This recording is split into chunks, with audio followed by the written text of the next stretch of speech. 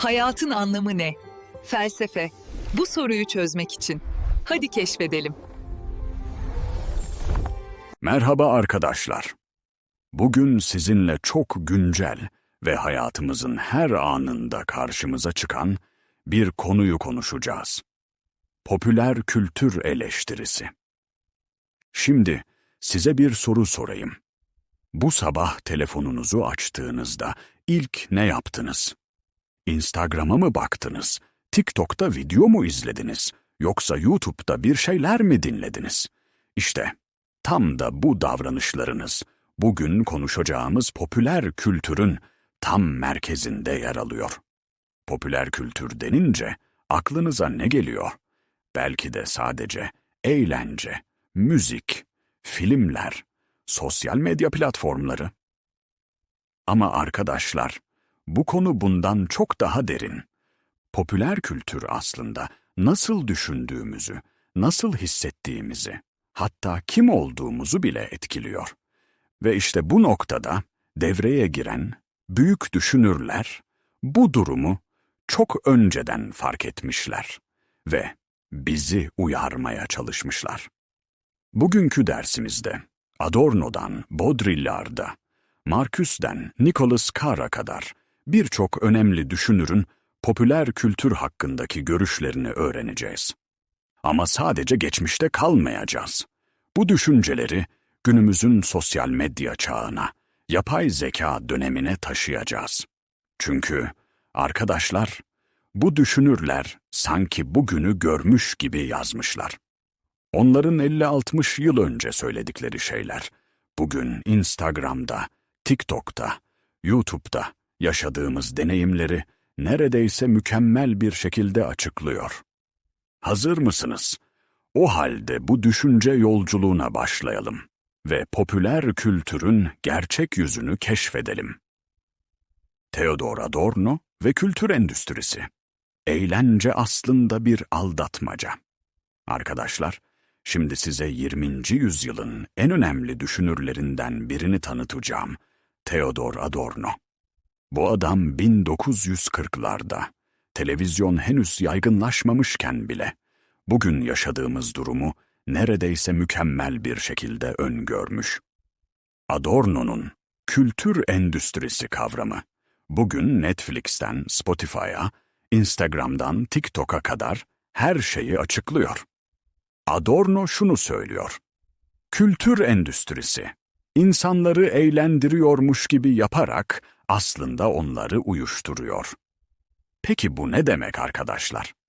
Şöyle düşünün, akşam eve geliyorsunuz, yorgunsunuz, streslisiniz. Ne yapıyorsunuz?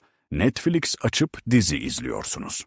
Ya da Instagram'da saatlerce scroll yapıyorsunuz. Bu sırada kendinizi rahatlamış hissediyorsunuz, değil mi? İşte Adorno'ya göre bu tam da kültür endüstrisinin tuzağı. Adorno'nun en çarpıcı tespitlerinden biri şu: kültür endüstrisi, insanlara özgür seçim yapıyormuş hissi veriyor. Ama aslında hep aynı şeyi sunuyor. Bugün bunu çok net görebiliyoruz. Netflix'te binlerce film var gibi görünüyor. Ama hepsi aynı kalıpları takip ediyor. Instagram'da milyonlarca içerik var. Ama hepsi aynı trendleri takip ediyor. TikTok'ta sonsuz video var. Ama algoritma size hep benzer şeyler gösteriyor. Peki bu nasıl oluyor?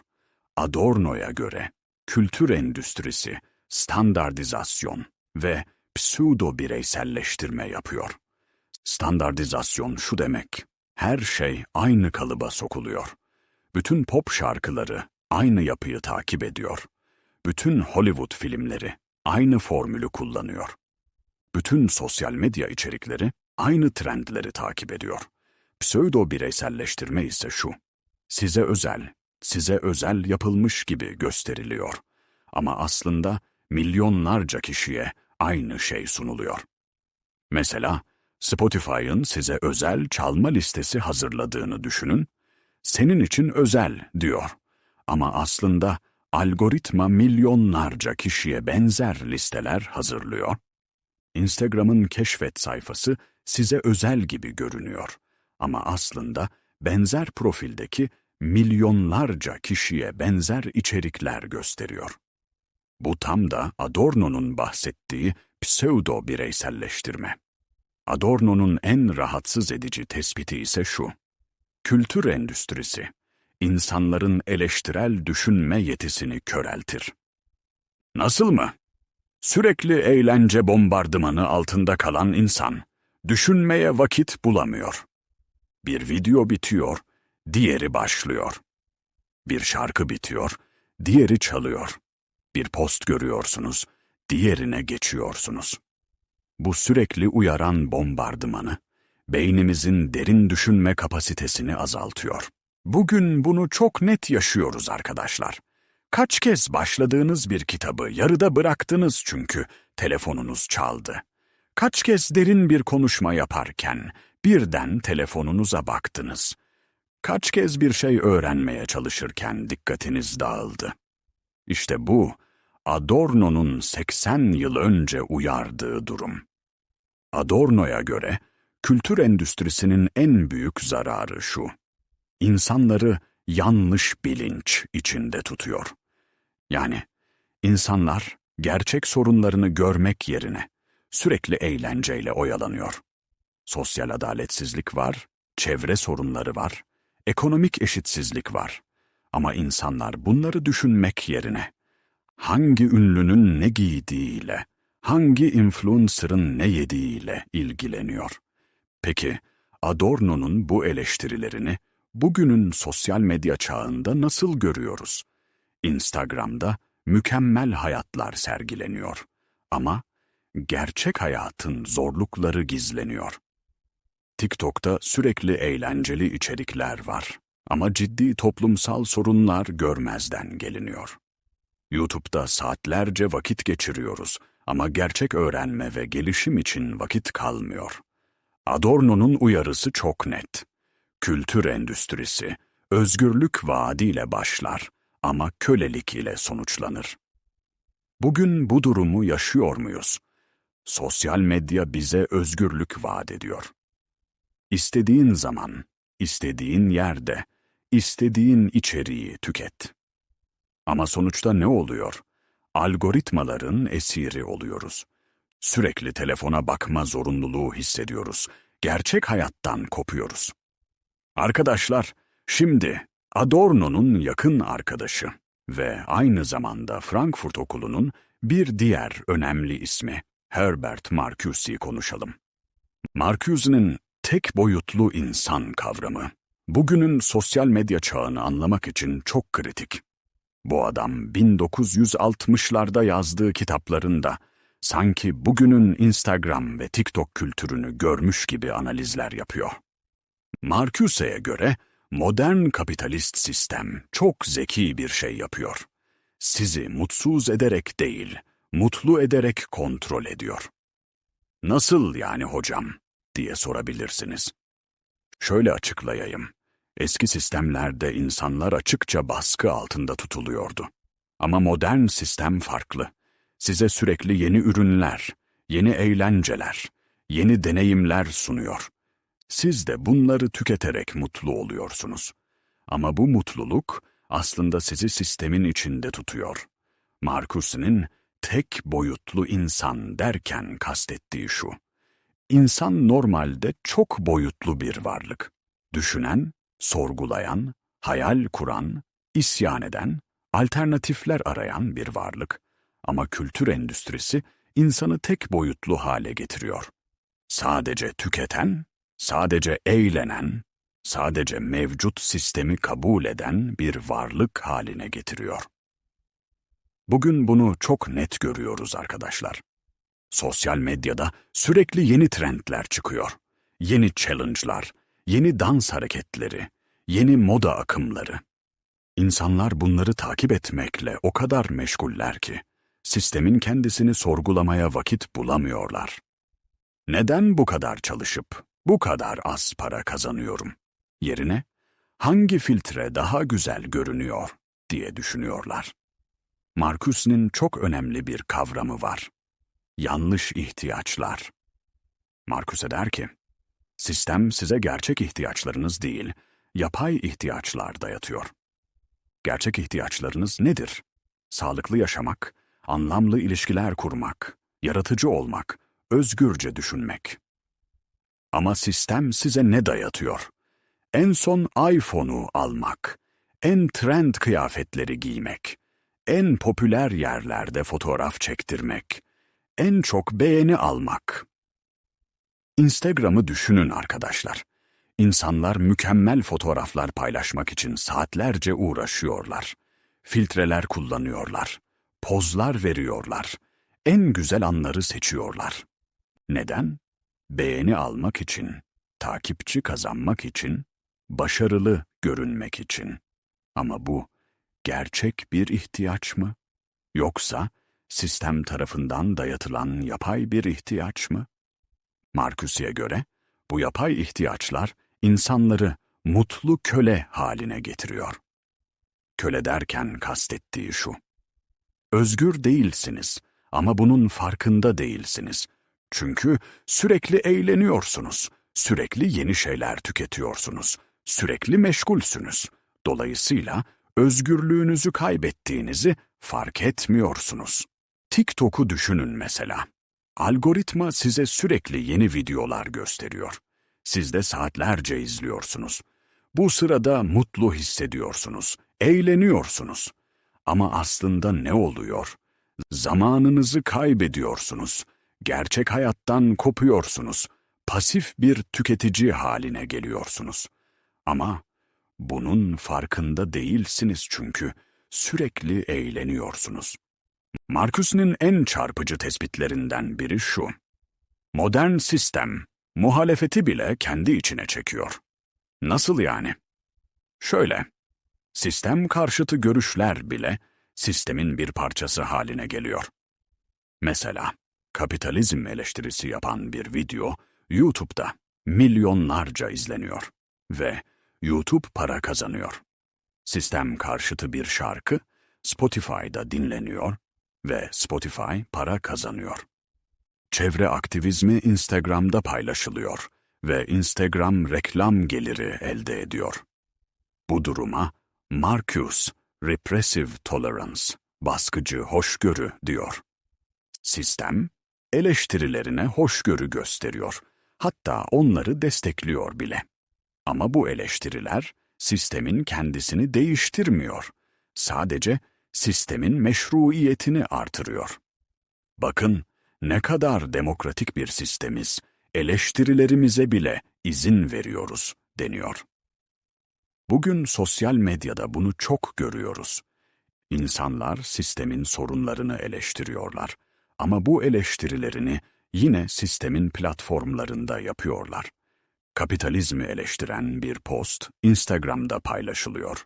Ama Instagram kapitalist bir şirket. Çevre sorunlarını eleştiren bir video TikTok'ta yayınlanıyor. Ama TikTok'un kendisi çevre sorunlarına katkıda bulunuyor. Marcuse'ye göre bu durumdan çıkmanın yolu büyük red, great refusal. Yani sistemin sunduğu yapay ihtiyaçları reddetmek, gerçek ihtiyaçlarımızı keşfetmek, alternatif yaşam biçimleri aramak. Ama bu çok zor, çünkü sistem çok cazip. Sürekli yeni eğlenceler, yeni ürünler, yeni deneyimler sunuyor. Peki, bugün bu büyük red'i nasıl yapabiliriz? Belki sosyal medyadan ara ara uzaklaşarak, gerçek hayatta anlamlı ilişkiler kurarak, yaratıcı faaliyetlerle uğraşarak, eleştirel düşünme yetimizi geliştirerek. Ama kolay değil arkadaşlar. Çünkü Marcuse'nin dediği gibi sistem bizi mutlu ederek kontrol ediyor. Ve mutlu olmaktan vazgeçmek hiç kolay değil. Arkadaşlar, şimdi size çok özel bir düşünürü tanıtacağım. Walter Benjamin. Bu adam 1930'larda yazdığı Teknik Yeniden Üretim Çağında Sanat Eseri adlı makalesinde bugün yaşadığımız dijital dünyanın temellerini atmış. Benjamin'in aura kavramı bugün Instagram filtrelerinden deepfake videolara kadar her şeyi açıklıyor. Benjamin şunu soruyor: bir sanat eserini milyonlarca kez kopyalayabildiğimiz bir çağda orijinalin anlamı nedir? Bu soru bugün çok daha kritik hale geldi.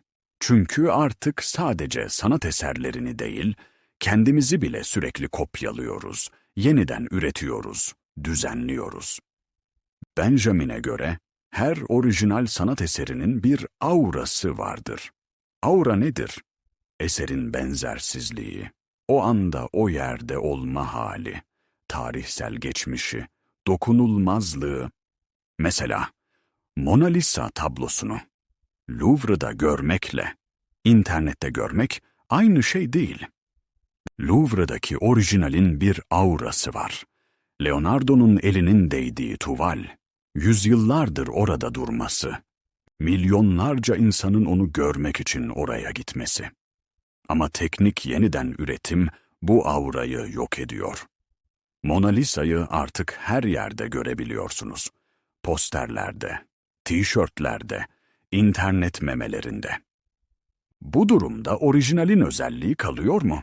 Benjamin'e göre hayır. Aura kayboluyor. Peki bu bugün nasıl yaşanıyor? Sosyal medyayı düşünün arkadaşlar.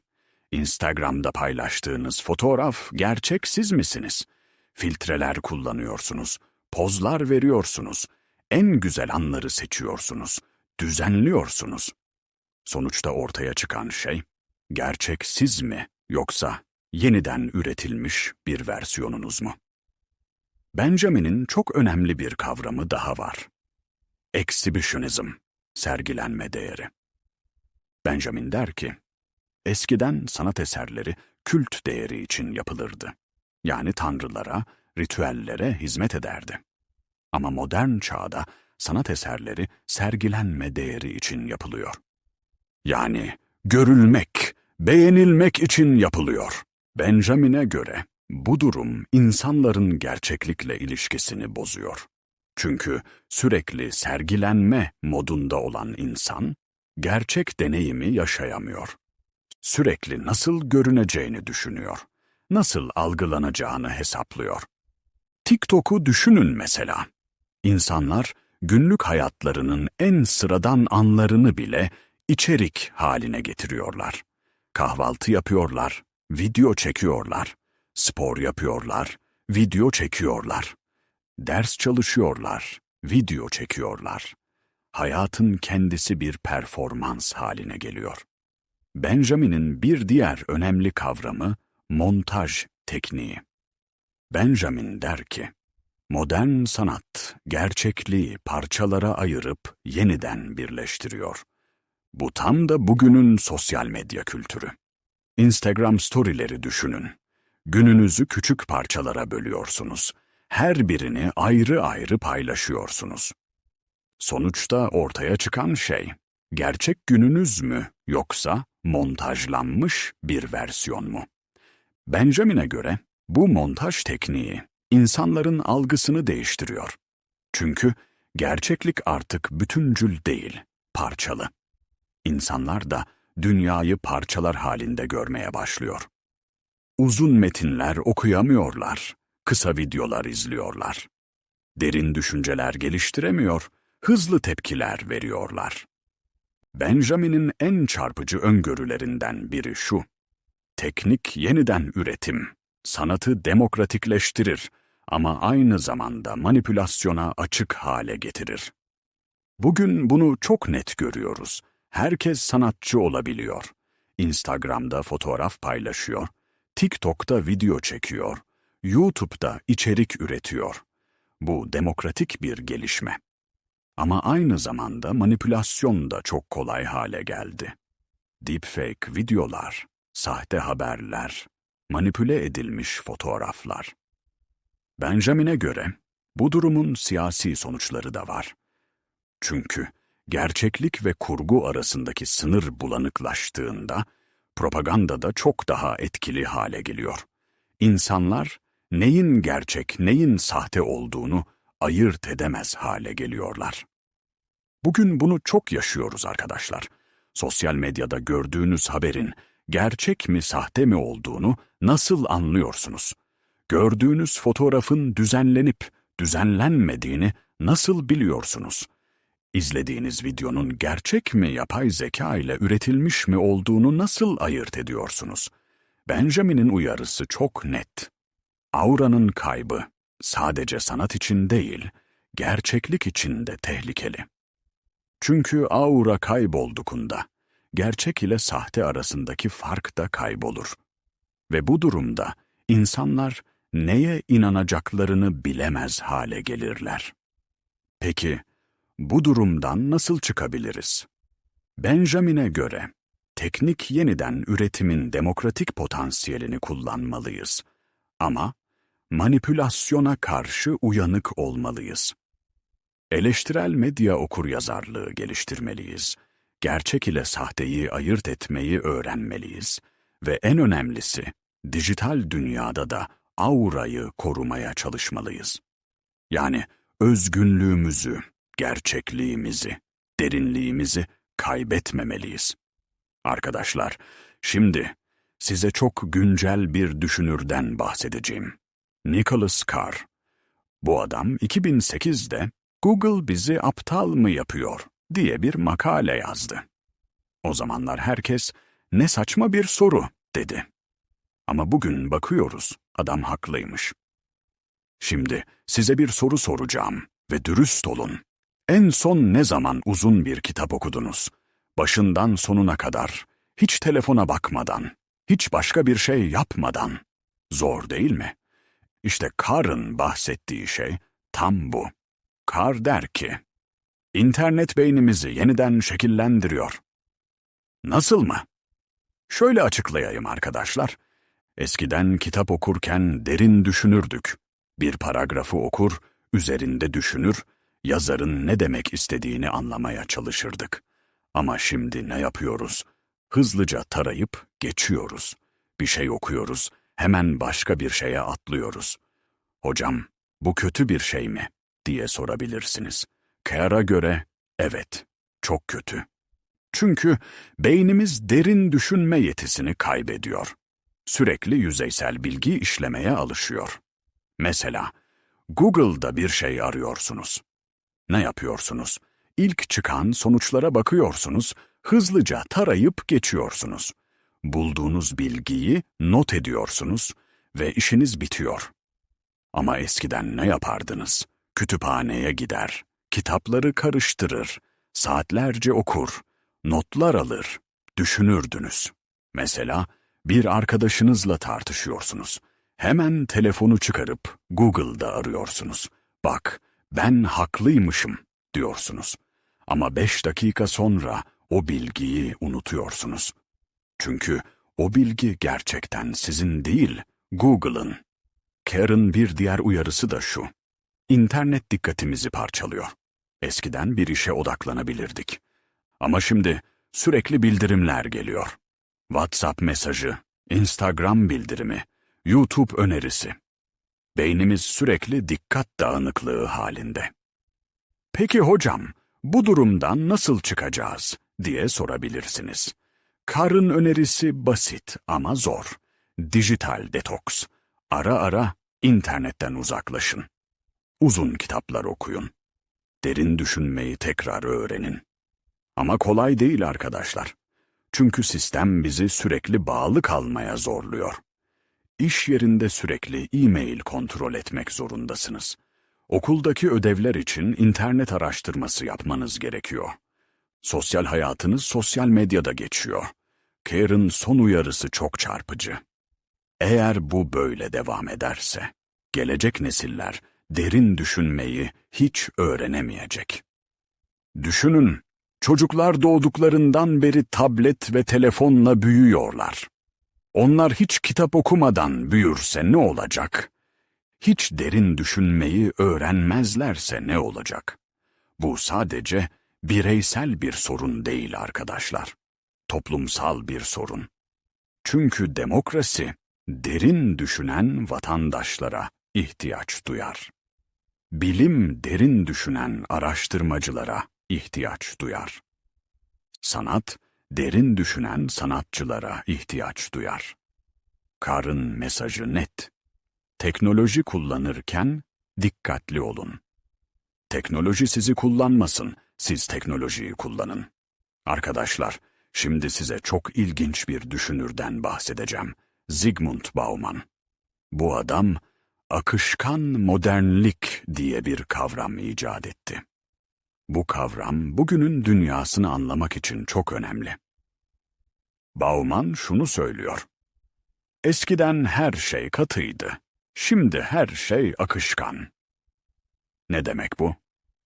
Şöyle açıklayayım. Eskiden insanlar aynı işte 30 yıl çalışırdı. Aynı şehirde yaşardı. Aynı kişiyle evlenip ömür boyu birlikte olurdu. Aynı değerlere inanırdı. Her şey sabit, kalıcı, katıydı. Ama şimdi ne oluyor? İş değiştiriyorsunuz, şehir değiştiriyorsunuz, partner değiştiriyorsunuz, hatta kimliğinizi bile değiştiriyorsunuz. Her şey akışkan, değişken, geçici. Bu kötü bir şey mi hocam, diye sorabilirsiniz. Bauman der ki, hem iyi hem kötü. İyi yanı şu, daha özgürsünüz. Beğenmediğiniz bir işte kalmak zorunda değilsiniz. Mutsuz olduğunuz bir ilişkide kalmak zorunda değilsiniz. Kendinizi sürekli yeniden keşfedebilirsiniz. Ama kötü yanı da var. Sürekli değişim, sürekli belirsizlik demek. Hiçbir şeyden emin olamıyorsunuz. Bugün sevdiğiniz iş yarın olmayabilir. Bugün mutlu olduğunuz ilişki yarın bitebilir. Bu da büyük kaygı yaratıyor. Bauman'ın sosyal medya hakkında çok çarpıcı tespitleri var. Der ki, sosyal medya akışkan modernliğin mükemmel örneği. Nasıl mı? Şöyle, Facebook'ta arkadaşlarınız sürekli değişiyor. Ekliyorsunuz, çıkarıyorsunuz. Instagram'da takip ettikleriniz sürekli değişiyor. TikTok'ta izledikleriniz sürekli değişiyor. Hatta kendiniz bile sürekli değişiyorsunuz. Bugün böyle bir profil fotoğrafı koyuyorsunuz, yarın başka türlü. Bugün şöyle bir bio yazıyorsunuz, yarın değiştiriyorsunuz. Sürekli kendinizi yeniden yaratıyorsunuz. Bauman'a göre bu durum kimlik krizi yaratıyor. Çünkü eskiden kimliğiniz belliydi. Mesleğiniz, aileniz, yaşadığınız yer kimliğinizi belirliyordu. Ama şimdi kimliğinizi kendiniz yaratmak zorundasınız. Ve bu çok yorucu. Mesela Instagram'da hangi fotoğrafı paylaşacağınızı düşünün. Bu sadece bir fotoğraf değil. Aslında ben kimim sorusunun cevabı. Hangi yönünüzü göstereceksiniz? Eğlenceli tarafınızı mı, ciddi tarafınızı mı, başarılı tarafınızı mı? Bauman'ın çok güzel bir benzetmesi var. Der ki, akışkan modernlikte insanlar turist gibi yaşıyor. Turist nasıl yaşar? Sürekli hareket halinde, sürekli yeni yerler keşfediyor ama hiçbir yere bağlanmıyor. İşte modern insan da böyle. Sürekli yeni deneyimler arıyor ama hiçbirine derinlemesine bağlanmıyor. Bunu sosyal medyada çok görüyoruz. İnsanlar sürekli yeni trendleri takip ediyorlar. Bugün bu müzik popüler, yarın başkası. Bugün bu dans viral, yarın başkası. Hiçbir şey kalıcı değil. Bauman'ın en çarpıcı tespiti şu. Akışkan modernlikte aşk bile tüketim malı haline geliyor. Nasıl mı? Dating uygulamalarını düşünün. Tinder, Bumble. İnsanları sürekli swipe ediyorsunuz. Beğendiniz mi sağa, beğenmediniz mi sola? Sanki market alışverişi yapıyormuş gibi. Ama hocam, bu daha pratik diyebilirsiniz. Evet, daha pratik. Ama Bauman'ın uyardığı şey şu. Bu pratiklik aşkın derinliğini öldürüyor. Çünkü sürekli daha iyisi var mı diye düşünüyorsunuz. Hiçbir ilişkiye tam olarak yatırım yapmıyorsunuz. Bauman'a göre bu durum FOMO, Fear of Missing Out, kaçırma korkusu yaratıyor. Sürekli başka bir şey kaçırıyor olabileceğiniz korkusu. Bir partidesiniz ama başka bir partide daha eğlenceli şeyler oluyor, olabilir. Bir ilişkidesiniz ama başka biri daha uygun olabilir. Peki hocam, bu durumdan nasıl çıkacağız diye sorabilirsiniz. Bauman'ın önerisi şu: bazen akışkanlığa direnmek gerekir. Yani bazen bir şeye bağlanmak, kalıcı olmak, derinleşmek gerekir. Mesela bir kitabı yarıda bırakmayın, sonuna kadar okuyun. Bir hobiye başladıysanız bırakmayın, ustalaşın. Bir arkadaşlığınız varsa yüzeysel bırakmayın, derinleştirin. Ama kolay değil arkadaşlar. Çünkü sistem sürekli değişimi teşvik ediyor. Sürekli yeni şeyler sunuyor. Sürekli daha iyisi var, diyor. Bauman'ın son mesajı şu: akışkan modernlikte yaşıyoruz. Bunu değiştiremeyiz. Ama bu akışkanlığın içinde bile bazı şeyleri kalıcı kılabiliriz. Değerlerimizi, ilişkilerimizi, tutkularımızı. Çok güzel bir söz var Bauman'ın. Akışkan dünyada katı bir karakter sahibi olmak en büyük başarıdır.